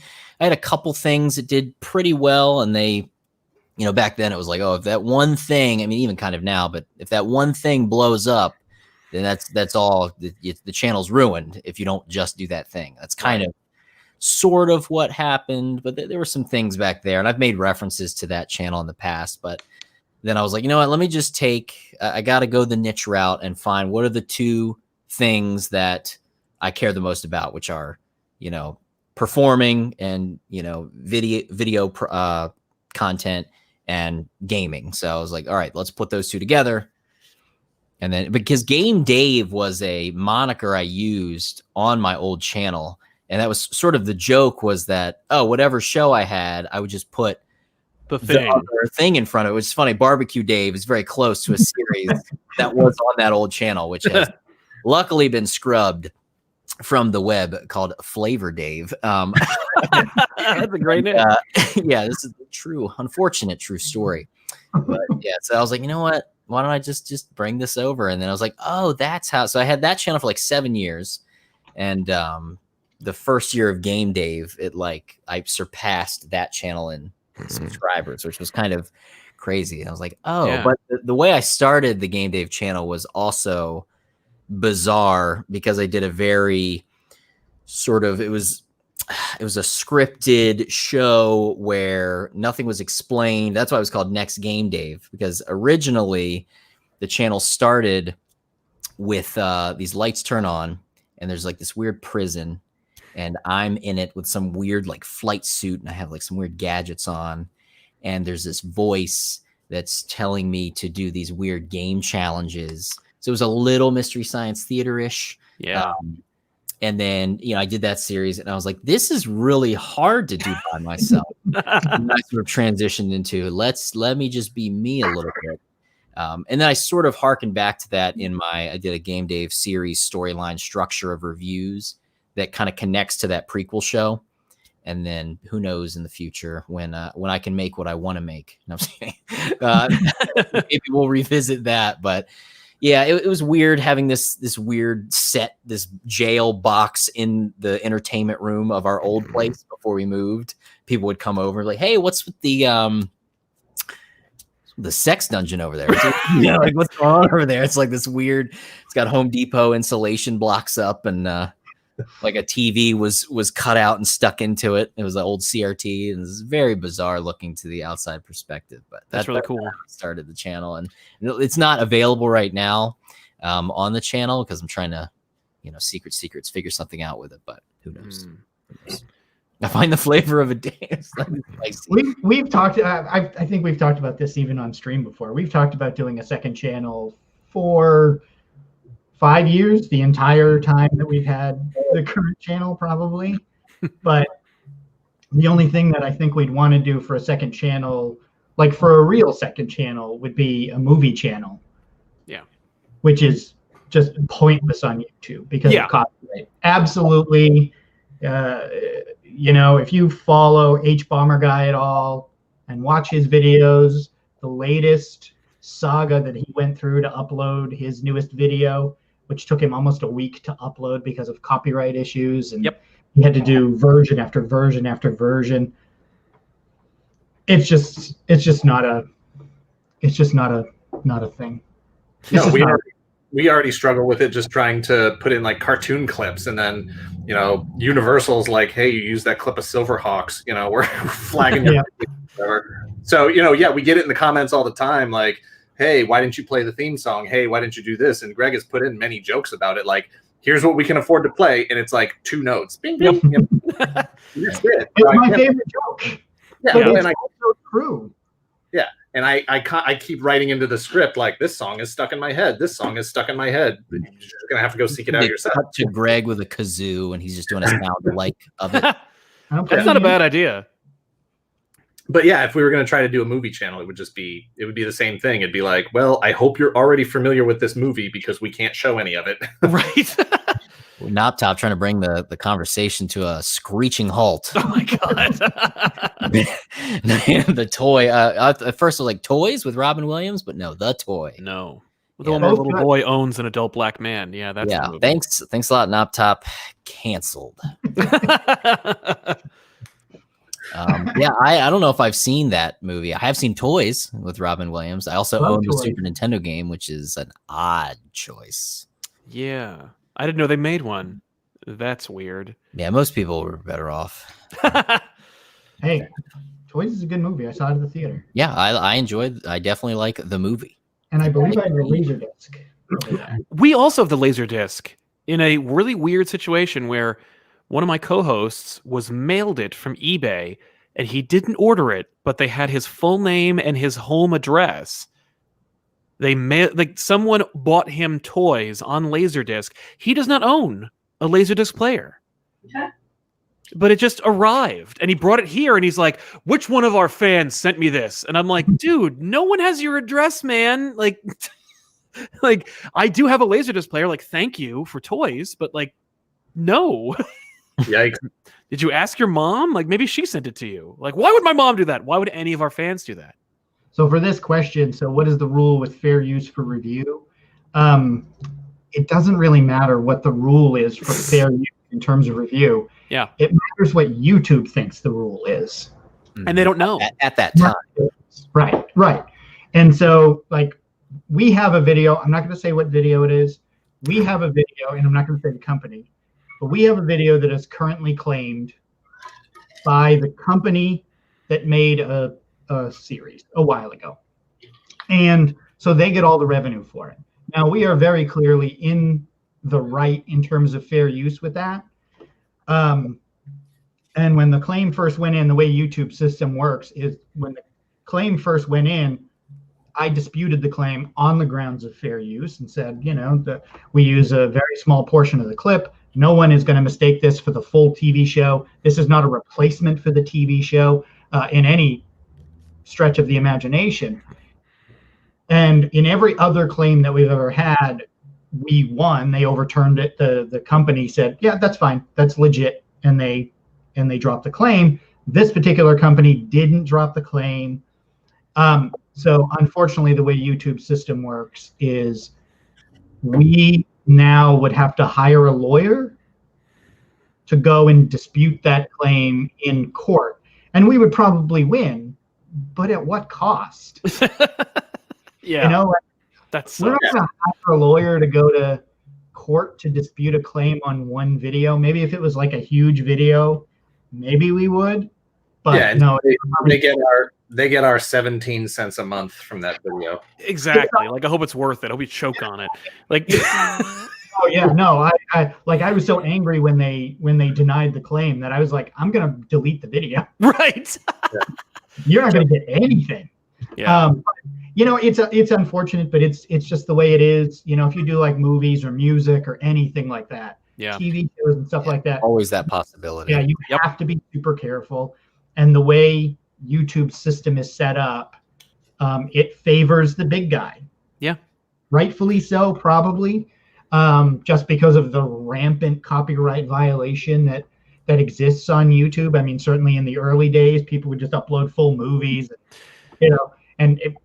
so like I understand that that's why the way it is, but it stifles creativities in some way. Yep. It's not Harmony Gold, I promise you. Yeah. In comics, it's actually really weird because, like, with movies and music and cartoons and TV shows, there's a pretty clear delineation of content usage, and even then, of course, as we know, like, YouTube can just change the rules or pull the rug out from under you. You really have no idea. But with comics, nobody knows like what the use and what the fair use is. And I remember when we first started out, like I roll with a couple of big dogs, and I remember when they first started, because we started around the exact same time, which is why why people are like, how come you have a podcast with like the two largest comic YouTubers and you? And I'm like, we all came up around the same time. We all called each other when we were all the same size. We never blew up. But I remember like when like one overzealous intern at Marvel was like, oh, this cannot stay, like just literally out of nowhere. Like we're all kind of just enjoying our space and doing our thing. The bigger guys are getting bigger and bigger, and they're getting calls and everything like that.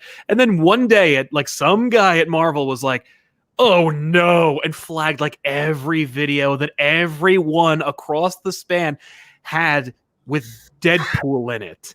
And we just coincidentally didn't have Deadpool, and like we just didn't cover Deadpool yet, like in any major capacity. So like everybody got like, and not like one, like 15 copyright strikes like in a row, and they all call. I remember getting calls. They were like, "It's over. Well, we're all done." And fair enough. Like, yeah, of course, we couldn't ride this wave forever, and they were all represented through like multi-channel networks, which were big back then. And the networks called them up and were like, "Excuse me, do you know who these people are? Like, do you know what they do?" And Marvel rescinded, and that was the only time that there was any like concern for copyright in and then pretty much after that it's like this uneasy truce where like no one will claim a comic book video because they're all kind of like, well, but where's the line? Like, who owns what? And then if we're going to claim videos that use our images, do we also start like going to artists who worked for us that sell prints of our images and start like kicking over their tables and taking their revenue? We're already kind of on thin ice when it comes to that anyway. And so there's just this like this non-comp, like there's this ceasefire going on where like unless it's like egregious or you're smaller than the bigger guys, like you can just do whatever you want. It's really weird. Dave, for video games, it's pretty free, right? Yeah, gaming has been mostly okay. There was a lot of stinks going on with Nintendo specifically for a while because they just were like, wait, we can do what? What's that, YouTube? You're gonna let us just any content we've ever had that's first party, we can just scan and just make money off of it, and they won't mind? Cool. And the biggest problem there was Nintendo of Japan. It wasn't Nintendo of America that was flagging.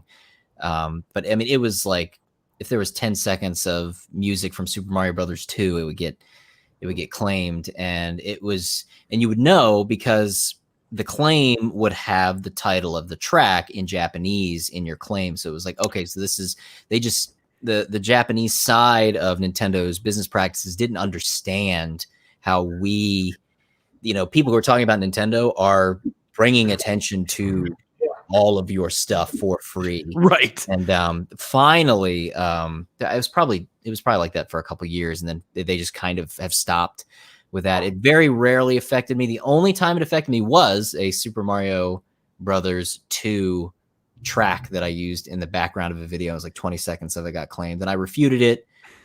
Said it was it's fair use, whatever, and then they just kind of they let it hang, and then they never dealt with it. So I got monetization back. So I don't have any claims anymore. But yeah, luckily that has sort of ended. I think the gaming industry understands. The only time that I think it is still a problem is when you're showing spoilers of something that's like brand new. So if there's a game that's heavily focused on story and you're like showing unedited, non-transformative versions of that ending. Here's a major spoiler of how this game that people have been waiting to see what the story is going to be. Here's how it ends. Right. The whole thing. And that is still frowned upon, but most people are transforming, even if it is this as simple as a let's play. But yeah, it's not so bad right now. So that's good. We had a good run like 3 years ago. Do you remember that, Dan? We had a good run of like a month where almost every other day we had another video claimed. It was I think it was Warner Brothers TV. Yeah. And it was just every other day there was like another video claimed, another video, and it was just like copy and paste, and they all got let go. I cited fair use, and I went through the sort of fair use definition from copyright.gov. Right. 25 point, and said this is what they say, and this is why we think that this falls under that definition, and we also understand that definition is not a hard and fast definition. That definition is just based on what courts decide usually. So, and we got them all overturned, but then like a year later we had that one show up and it's never been overturned, so they still get all the revenue. It's not WBTV though. At this point, you've got a pretty good sense of how far you can go, where the line is before something pops up. Before one of these bots, will flag it automatically. You used to message me every once in a while and be like, "Hey, it's uploading now. It might get tagged, but I've got it." So that's auto, right? That's an auto tag. That's when the algorithm or whatever sees. Yeah, scans it and sees. Right. Oh, this is owned by this. Yep. These ones from a couple of years ago were all manual. Oh. someone was going through our videos from Warner Brothers TV and just going, Ugh. nope, nope, nope, nope, nope, to all the ones that they had. So, yeah. Although I will say, apropos of what Dave mentioned with respect to Japanese, like not understanding what we're doing here, manga, no, Yeah, you cannot. Like scary. YouTube manga is. You can't share anything. No, like you show a page, a panel, anything. Nope, flagged. No sense of humor. No like expectation. Like they're just like no. Like they have no allowance for that. My buddy over Comic Storian created a separate channel, Manga Storian, and the whole channel was buried as a result. They were just like. They're like, we can't keep up with the amount of like flagging we get, and the fact that they like will dispute it, and they're like, no, like no, it's not fair use. If you show anything, no, it's over. Nice. And so that was just people are like, why don't you show like when they're talking to us, they're like, why don't you cover manga? And I'm like, we don't need to invite that kind of drama into our lives. Do you like the channel? Right, exactly. Like, there was one video I did. I don't remember what it was for. But there was one video I did, a history of, where, because in the middle of the history ofs, I always put in an old commercial for whatever it is that we're talking about. And there was one video that I wish I could remember what it was. I put in a Japanese commercial or whatever it was that Dan was talking about, and like didn't even think about it because I put in commercials all the time. Commercials never get flagged by anybody. Yeah, and I put in a Japanese commercial, uploaded the video, immediately hit. Wow. They grabbed it, so I had to delete the video, and I switched the commercial out to something else, an English language commercial, re-uploaded the video, and it was fine. But yeah, Japanese commercial got tagged right away. So bizarre when it's like, I'm willing to share a commercial. The commercial, it's a thing that sells your product, and you don't want me doing it? Like, come on. Yeah, it was definitely a Transformers thing because it was a Takara ad. And I want to say it was for Megatron or one of the Gun Robo figures, but it was definitely Takara. So I use those. I've used those since. The difference is that they don't have the audio. Right. The difference with that one is that was the full commercial with the audio, and it got tagged right away. It's a very weird sort of thing. It's a very weird system. Yeah. So back to the original point. Yeah, I'd love to do a cooking show. Yeah, right. Come on, Cooking with Dan or Cooking Toy Cook Galaxy, Food Galaxy. Yeah, that's it. Cooking with Dan, Cooking Toy Cook Food Galaxy. Do it. That's a great name. There you go. SEO is. I was going to say that's what the tag recommendations are going to be anyway. So. Yep. Cooking in there twice. Great. Just lean into it. Yeah. I just, there are times where I think like it might be, fun. It might be exciting, interesting to sort of break out of the, Greg talks about it all the time. He watches way more YouTube than I do. And the so main source of entertainment. Yeah. A lot of our strategy and stuff comes from him saying, hey, I think we should do this. And me going, okay, I don't know any different, So, we should do it. Yeah, exactly. But I just totally lost my train of thought because I was reading the comments. You were talking about another channel. Yeah. So just in terms of starting another channel, one of the things Greg has talked frequently about is, the key to growing on YouTube potentially for that algorithm, keeping in good standing with that algorithm is find that one thing that gets recognized and then just every week just hit it over and over again until you die. And that's the algorithm finds you, the algorithm loses you, the algorithm finds you, the algorithm loses you. Yep. And it's just like, okay, I mean, that's cool. And I'm glad that there's some sustainability there, but also it can be exhausting. Yeah. Chasing that dragon is a bear. Like, I don't want to bother. So, yeah, so just every once in a while, I'm like, hey, you know what I've never made before? A turkey. Let's shoot it. Let's do it. Yeah. I've been trying to butter up the audience by shooting the P.O. Boxes videos in the kitchen, just like pretty soon people won't even notice. I'm going to be unboxing stuff, and there's going to be bacon in there. There's going to be ham in there. There's going to be cookies and donuts, and people aren't even going to notice that the toys are gone. Yeah. Today we're going to be unboxing this new item from Dunkin'. It's called half dozen. Half dozen. Welcome back to Half Dozen with Dan. Yeah, we're gonna experiment with ASMR. You can listen to me eat food. We're gonna FlavorDave will be a guest. It'll be perfect. Watching people eat food while I eat food. You know, we're gonna see where it goes. Yeah. That's like where we are at this point in terms of culture. So why not?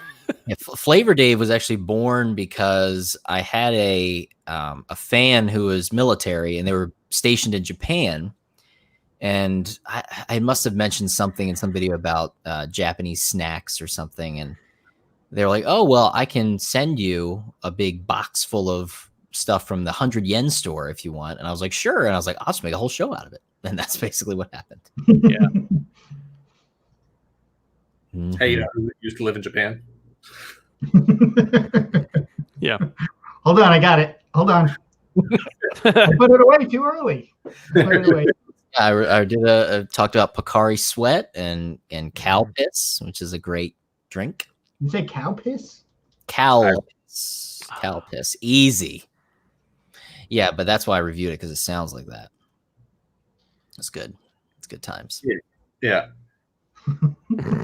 Yep, it's a milk-based soda. Anybody? Oh, pass. Yeah, no. It's like fresh with milk. I just want to say that the Texas Instruments Massacre, not only have I been enjoying your comments all night, but I also enjoy and appreciate your username. Yeah, Flan Larson is.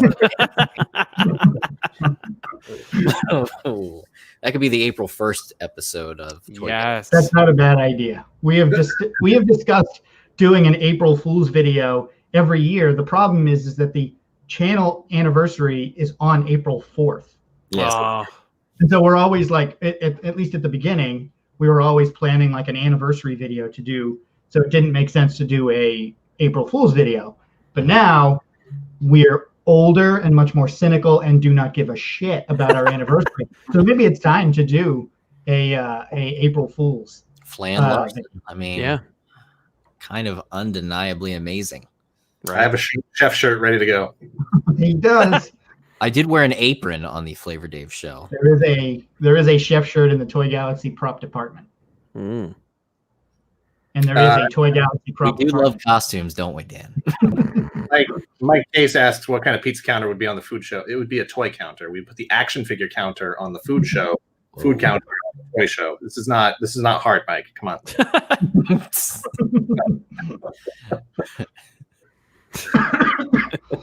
You know what? We do love costumes. We love costumes a lot. Sal, I don't know if you've ever had the opportunity to be in costume on your show. Very much, yes. It is a standard. It's talk about, being able to break the mold and just have some fun for a video, just put on somebody else's skin and just, be a different character. Just lose yourself. Yeah, absolutely, man. Yeah, I love that He-Man suit you put on one time. That was that one killed me because that video was the one that got played at the eBay booth at New York Comic Con. Yes, that's right. We made it. Yeah, you're like, and Pixel, really? Pixel That Dan one? showed up in that one too, didn't he? Yeah. I'm on the big screen in the eBay booth at New York Comic Con, and I'm wearing a gold wig and fake He-Man muscle. Yep. Doesn't go any higher. Anytime Dan's got a wig on, I'm in. And that was only a few yards away from the She-Ra booth, so there was some crossover there. Yeah. No, I've notoriously parodied Alan Moore, comic book legend Alan Moore, on our show. Which was just the Hobbit movies were out, and I grabbed a Gandalf the Grey wig and beard combo, and wore an ironic Batman t-shirt and threw it on and just do my abysmal Alan Moore impression where I just complain and make fun of how bad comic books are nowadays. But Alan shows up every once in a while. People call me Salon Moore as a result of that, which is pretty good. And one time many years ago, before the channel existed, a good friend of mine was dating a girl who was really into costuming, and he asked me if I had any requests, and she specialized in making kind of medieval costumes. And I was like, can she make me a Doctor Doom cloak? Just straight up with the hood and the cloak and the buttons. And 2 weeks later, I got a pretty solid, emerald green Doctor Doom cloak complete with like with big golden like buttons. And one day we did a book called Doctor Strange, Doctor Doom, Triumph and Torment. My wife wore that cloak. And then we did another book called Emperor Doom, and I wore it as well. The only problem is we have a green screen behind me, so the hood gets completely lost. Nice. And so you like become part of the image behind us. But yeah, so I've worn that cloak as well. But the Alan Moore thing is the costuming that we've done for the most part. We need to do another one soon. We haven't done one in a long time. Yeah, do you Again, because I said earlier in the stream, we are extraordinarily lazy. Right. And it's just so much work and to sort of figure out the gag and then have to buy the costume and everything. Yeah. But we need to do one. And I'm method, so you you can't smell the motor oil in the Optimus Prime videos, but it's there. Oh, it stunk. So many tattoos, Dan said. Yeah.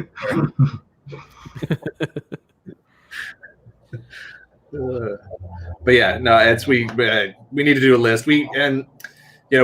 People will comment like, "Oh, why aren't you dressed up as X character during this history of video? You should have dressed up as this thing." And it's like, well, we tried to keep those things separate. The history of videos is our professional; those are our resume, those are portfolio pieces. It's the. Plus, a lot of times the people that made those shows see the videos, which is weird. and we don't want to make it like come off as flippant, right in some cases. Or well, like where I'm sure some of those costumes are hard to get too, where it's like it's all off Amazon. It's very easy to get. Level. How far do you want to go? How far do you want to go? No, the only one that was hard was that Optimus Prime because I made that whole thing myself. So that was an entire day's worth of work. And then like the very next time we were doing a video, Greg's like, "Oh, hey, why don't we just take that costume and like paint it gold? Wouldn't that be funny?" And I was like, "That's like an entire day of my life. I don't want to paint the whole thing gold." Yeah. Yeah, because we were going to do robots, top 10 robots or something. Top 10 generic robots. Yeah, just repaint the costume. I'm trying to think how many I've done. I did Keaton Batman for an episode. I did do Keaton Batman. I did obviously Ghostbusters. Everybody's favorite character, Cowboy Crutches, most recently. Everybody knows him. Love that you used that for the for the stream announcement. Yeah. Everybody's like, wait, who is that? Yeah, I thought you'd like that. I was laughing. I was like, hey, look what Greg. My wife's like, who's Greg? I was like, the guy I talk to all the time in the basement. It is. Oh, here it is. So good. It's just that is incredible. Precious with no sound. Yeah, you can make him say anything. This is how all those viewers want it to sound. They just want to see the toys. That is so amazing. Yeah, it's one of the best ones. It's just so damn fun. That's really what it is. It's a we've talked numerous times about our philosophy to producing videos being like, I want to try to make Greg laugh. Greg wants to try to make me laugh. And if anybody else comes along for the ride and wants to laugh, awesome. And that's really what the essence of those costume videos are. And it's just like, it's just the unrestricted, like, just be stupid. Just be silly. Scorpion is still my favorite by far. So good. So good. And there's just times where I'm just like, I'm writing the scripts and I'm just like, I don't know if this is going to work, but I'm going to put it here. We'll see what happens, and then, most of the time it works. Yeah. Usually if I'm sitting there, my wife knows at this point, like if I'm sitting at my desk and I'm writing a script and I start laughing to myself and going, this is so stupid. Mm-hmm. That's we got a hit on our hands. Yeah. I know that one third at most of our audience is going to watch that video. I gotta tell you, the episode, I think it was the Halloween episode. It was the one where it's like a movie where you shot like getting murdered and then going to like the graveyard. The shot composition alone, I was like, this is like really, really well executed. Now, what was the impetus behind that? Who shot that? Like, who came up with the shot list for that? And how did it go? This guy right here. I don't know if I'm pointing. Yeah, Greg. So yeah, Halloween for us is traditionally like, the other 11 months of the year, it's let's make silly things, let's make our history, let's let Dan make costumes and dress up as Spider-Man and all that nonsense. Mhm. And then around Halloween, it's like, all right, this video is Greg's. Greg gets to do something fun for Greg. Yeah. True. And so that's where Trade, the little short film we did 3 years ago now, 2 years or 3 years ago. 3 years ago, yeah. Wow, really? I felt like Yeah, Damn it. that's where we try to do something that has a little bit more narrative to it, a little bit more artsy fartsy crap going on, a real soundtrack, some color balancing, all that stuff, and composed shots, and it's not just Greg pointing the camera at me with toys in the background. It's just something different and fun, Yeah, we really want to do more of that. I've always wanted, like, when we started, we were a variety channel as well, and we like made these little Christmas specials. And like part of the fun, I think, was like we're like doing Christmas specials for a show that doesn't exist, for an audience that doesn't exist. We're just like, well, here's our Christmas spectacular, and they're like, well, what's the thing that it's? Why is it celebrating anything? There are only Christmas spectaculars. But that's like the fun and of like, let's shoot it as real as possible, like as straight as possible, like with real like shot lists and everything like that. And I'd love to try and carry that back over to what we do, but I run the risk of like looking like not only other channels that I think delve into it too much, but also of like losing the message, where it's like, this is a show where we talk about this. If we try to like make a movie out of it or make it look like we're trying to create like a reel for myself, like it's just we're gonna lose the message, and it just doesn't work. And also the audience isn't. It's not like the audience is like, make it more like MST3K, like do a real fun thing. Like, no, the audience is like, I barely tolerate what you make it as it is. Like, don't add more. Like, don't add more of your own personality to this thing. Like, if anything, take more away. Like that's.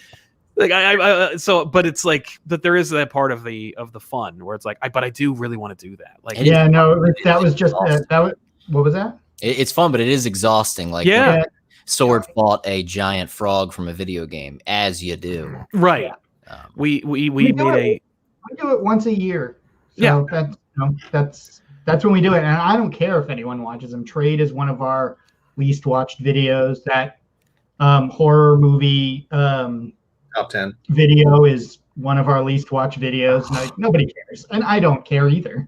Right, I don't care that they don't care. A video that's like, this was for me. It's good to have those, because if you don't do those and put them out there, it's that weird. It's like, where is this going? Right. Because I've got ones too where it's like, I'm super proud of this video, and it's no way near the most viewed video. It's that weird thing of, and we all know this, where you're in that editing stage and you're getting ready to render, and you're like, I hate this video, and you get it out, and it ends up, oh great, it's my second most viewed video of all time. Yep, it just happened a couple of weeks ago. We did a video that we never do, where I was like, it'd be cool to do like a video about every girlfriend Peter Parker's ever had. And I made that, and I was like, I'm gonna treat it like a kind of documentary. And I picked like music that we have licenses for like from every decade that these girls came from, and like did a ton of research, put it all together. And it's like, it's like 8 minutes. It's like the shortest video we've ever made, one of them. And it was our second most viewed video ever, with like I don't remember how many. Like, it has a couple 100,000 views, and I'm like, I'm never gonna make more videos like that, though. That was so much work, and that happens. Yeah, it's just and the people who are coming in are like, yeah, this guy knows what he's doing. Show up, and it's just me and three yokels on a couch laughing at like Spider-Man. And they're like, no. Wait, where's another one of those videos I came here for? That's the only one. That's why you saw it. I can't wait to watch the other 100 videos like this one that I've seen. Nope. Good luck. Sal, I just checked. That is still your most viewed video. Is it really? Thank you. All right, awesome, good. Oh, it outpaced the other one, because the other one was just like the same show, less polish, making fun of a Frank Miller book. Because I was like, okay, that at least puts our best foot forward. This is who we are. Literally has 100,000 more views than your second most. Oh my god! Meanwhile, mine is opening up plastic Game Boy Advance SP accessories for 14 minutes. I have a feeling that might be. You know what? I do have the access to this. What about the why did I buy this PlayStation Mini one? It's always a fight between those two. Let's see. Let's check the old tube. old channel and see where we're at here. Can't be great. Now I'm going to look at what Toy Galaxy's most popular video of all time is. Captain Power. Captain Power? Yeah, that's right. That was a dope video. So all right, weird. you got me there. That was a throwaway. Yeah, no, it is not. Game Boy Advance accessories has not been overtaken by PlayStation Classic yet. It's my one video with 1 million views. Is the Game Boy Advance accessories video. Look, there it is. That's how I know him. Game Boy Advance accessory video. Everybody's seen it / hated it. But hey, what can I say? Video anywhere near 1 million views. It's kind of crazy. It's kind of crazy to have. It's a stark drop though after the first few videos. But you have 2, right? Because the PlayStation Mini one has got to be close. It's like it's nearing 900K, but it'll. We don't even have a video near 900K. Well, it's not worth it. Trust me. once you pass 300,000, that's when those dislikes start coming. Once you get into the YouTube that the people at work have seen, that's when you got to be careful because you're out of your community. And that's easily. I actually did a panel. One of my first panels at a convention was called GameDave After Dark, and I don't really reference my comments much, and mostly because the negative comments I would never say on my channel because it's relatively a clean channel. So GameDave After Dark, and I submitted the panel because I was going to be a guest at the convention, and I kind of explained what I was going to do, and it was like almost a joke because I have fairly clean stuff, and the joke was like, "Oh, it's GameDave After Dark. Ooh, what might happen?"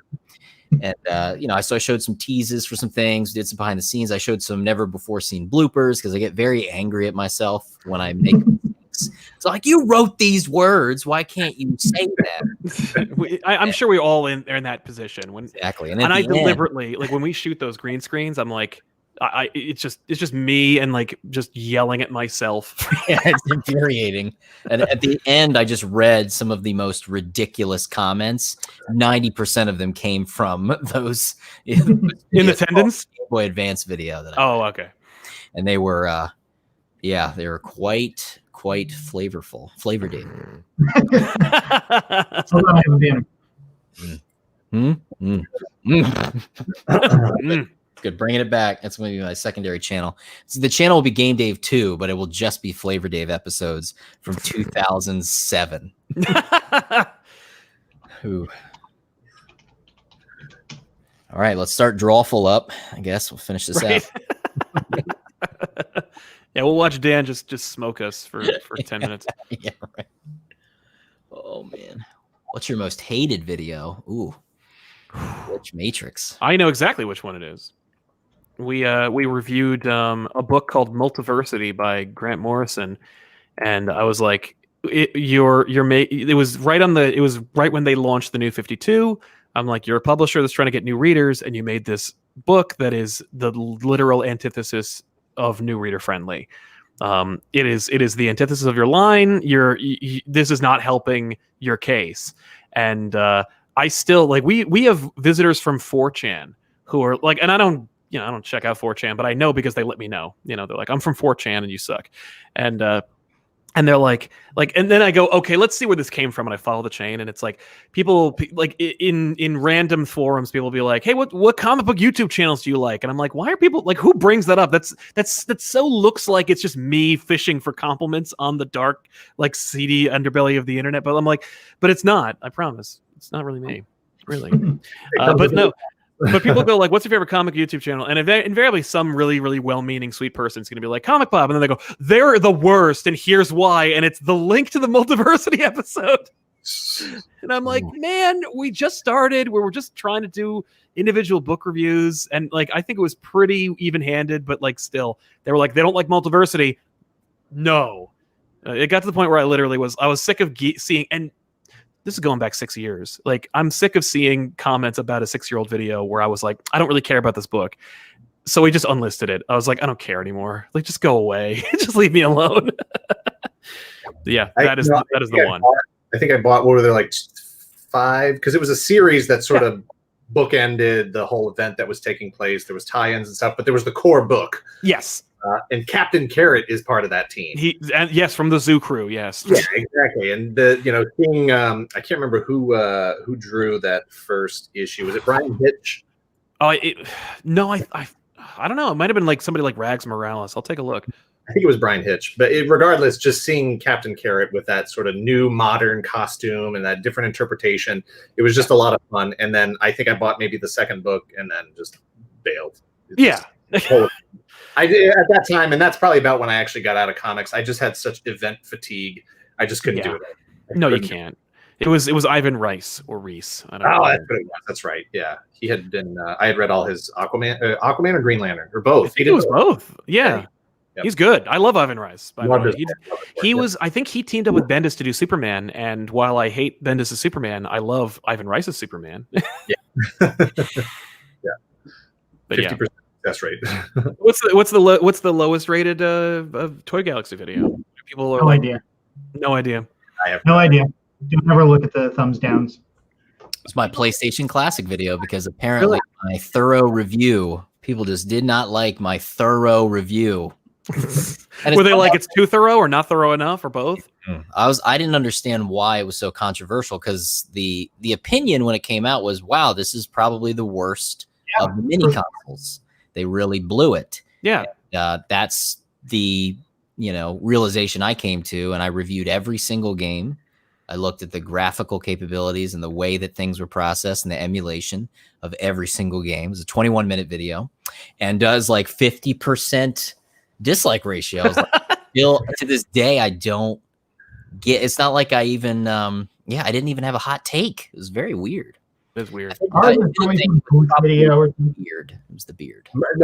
Mrs. Toy Galaxy just commented, and she's right. People absolutely hate. A certain percentage of the population absolutely hate our 5 reasons why Batman is the worst. That'll do it. Why?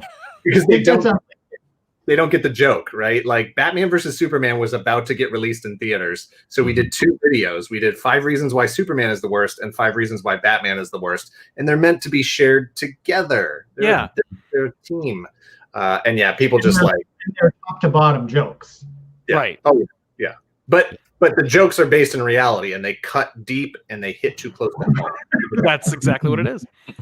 I do believe I unlisted those videos. I don't think those are up anymore. What? Yeah.